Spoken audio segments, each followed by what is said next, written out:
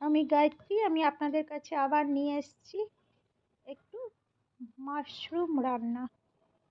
এটা খেতে পুরো চিকেনের মতো, চিকেনের স্টাইলে রান্না করা। প্রথমে তেল দিলাম,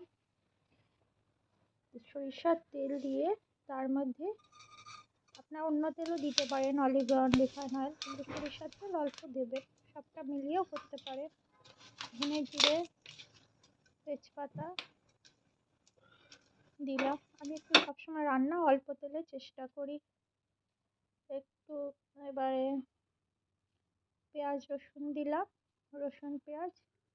এটা খুব ভাজার দরকার নেই, ওই সব একসাথেই দিয়ে দিলাম।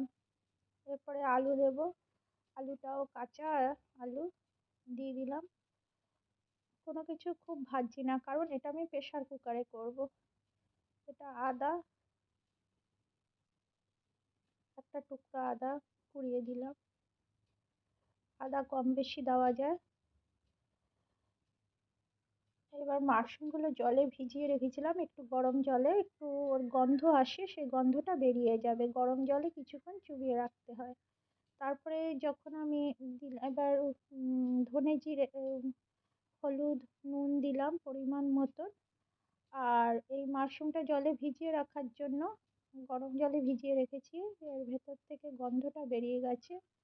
বেরোনোর পরে এটা আপনি যখনই গরম জলে দেবেন এমনি শক্ত হয়ে যাবে, খুব নরম থাকে। এরপরে দারচিনি, লবঙ্গ, এলাচ, গোলমরিচ সব দেওয়া হলো, যেমন চিকেনে দেওয়া হয় ঠিক তেমন।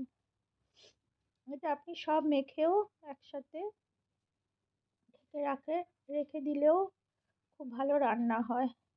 এটা রান্না হতে হতেই এক একটা মশলা দেওয়া হচ্ছে, মশলা দিতে দিতে রান্না হয়ে যাবে। এটা লাল কাশ্মীরি লঙ্কার গুঁড়ো, একটু ধনে গুঁড়ো, একটু জিরে গুঁড়ো,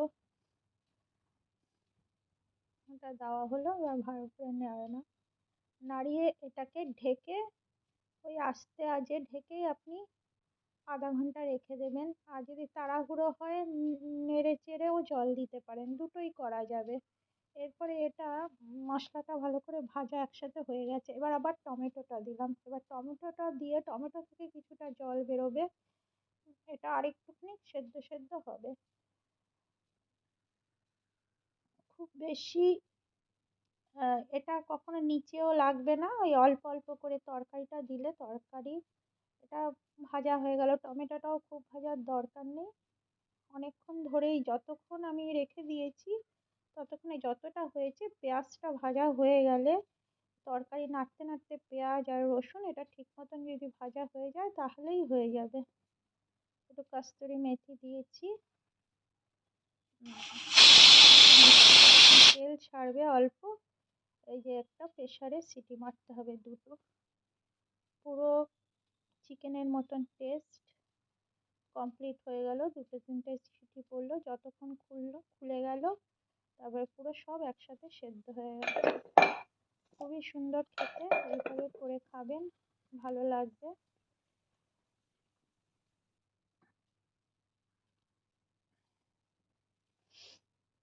পুরো চিকেনের মতন খেতে, যেমন গন্ধ তেমন স্বাদ।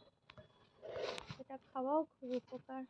রাখছি তাহলে, যারা যারা দেখছেন, শিখছেন, ভালোবাসছেন সকলকে অসংখ্য ধন্যবাদ।